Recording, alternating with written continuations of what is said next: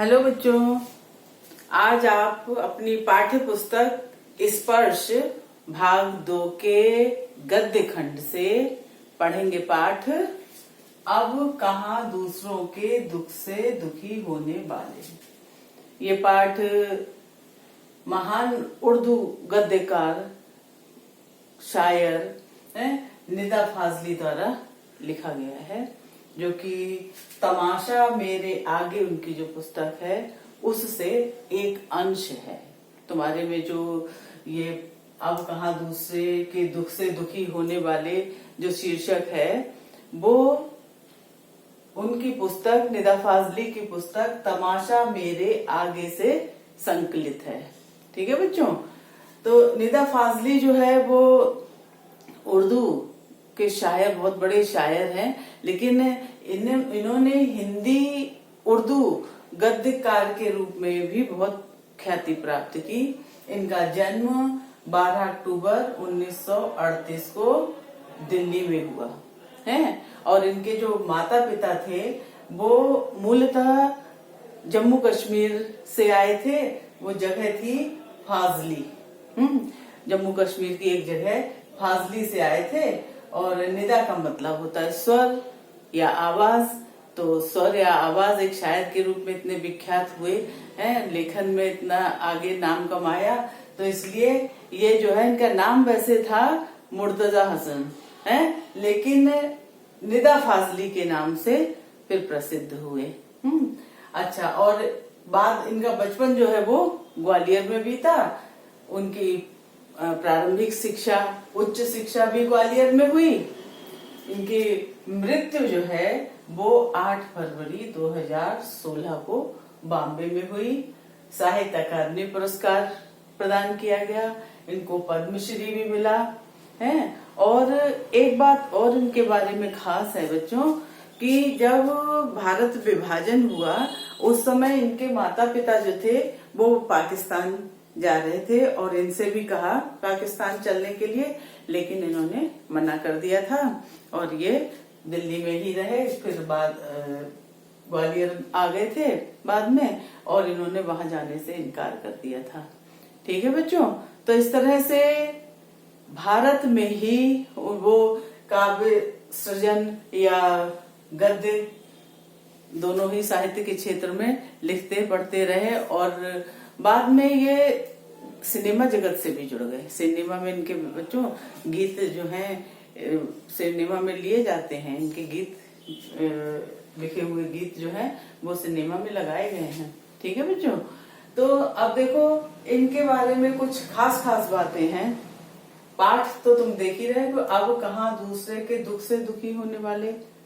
तुम्हें इससे ही पता चल रहा होगा कि लेखक जो है शायर जो है, तुम्हारे में तो खैर एक निबंध के ही रूप में है, तो इसलिए तुम्हें तो गद्यकार ही कहना पड़ेगा, लेखक ही कहना पड़ेगा। लेखक जो है वो इस बात से कितना दुखी है कि अब कहाँ दूसरे के दुख से दुखी होने वाले। आज के भौतिकतावादी युग में पहले जो थे लोग एक दूसरे से हमदर्दी रखते थे हैं, लेकिन आज कहाँ दूसरों के दुख से दुखी होने वाले, क्योंकि आज भौतिकतावादी युग हो गया है। हर कोई होड़ में लगा हुआ है, आगे बढ़ने के चक्कर में वो जो संवेदनशीलता है वो धीरे धीरे खत्म होती जा रही है। लोग संगमरमर हुए, हृदय हुए इस्पात, बर्फ हुई संवेदना, खत्म हुई सब बात, वो वाली स्थिति आ रही है बच्चों। उस पर इनका ध्यान पूरी तरह से गया और इन्होंने मानवतावादी दृष्टिकोण बताया कि कैसे किस चीज की कमी हो रही है, और कुछ उन्होंने महान लोगों के नाम बताए जो कि मानवतावादी थे, हैं जिनमें दर्द था, एहसास था, ऐसे लोगों के नाम अपने उसमें रखे और एक अनोखे गद्यकार के रूप में जाने जाते हैं। अनोखे गद्यकार के रूप में क्यों? क्योंकि ये गद्य में शेर शायरी करते चलते हैं, ये इनकी विशेषता है। अब देखो इन्होंने कुछ महान पुरुषों के उल्लेख किए, जैसे सोलोमन या सुलेमान। सोलोमन, बाइबल में सोलोमन का नाम उल्लेख है, राजा था, या सुलेमान मतलब इसे कुरान में सुलेमान के नाम से जाना जाता है। बच्चों तुमने सोलोमन जस्टिस तो वैसे ही पढ़ा होगा, जब कहानियां दादी नानी से कहानियां सुनते हैं तो एक कहानी थी कि एक बार दो स्त्रियां जो थी वो एक बच्चे को लेकर सोलोमन के पास झगड़ती हुई आई कि ये मेरा बच्चा है और माय लॉर्ड ये मेरा बच्चा है। दोनों उस पर अपनी दावेदारी बता रही थी। तो सोलोमन ने क्या न्याय किया, उन्होंने कहा कि बच्चे को इधर लाओ और इस बच्चे के 2 टुकड़े कर दो, एक को दे दो और एक टुकड़ा दूसरी को दे दो। तो जैसे ही उस बच्चे के टुकड़े करने के लिए तलवार उठाई गई, वैसे ही जो असली माँ थी, है, क्योंकि असली माँ जो है अपने बच्चे का हित चाहती है, वो महफूज रहे, है, भले ही उसको ना मिले, है, तो उसने कहा कि जो असली माँ थी बोली छोड़ो, रोक दो, इसको मत काटो, इसे ही दे दो, दूसरी स्त्री को ही देने के लिए कहा उसने। क्योंकि वो नहीं चाहती थी कि बच्चे की हत्या हो, है ना।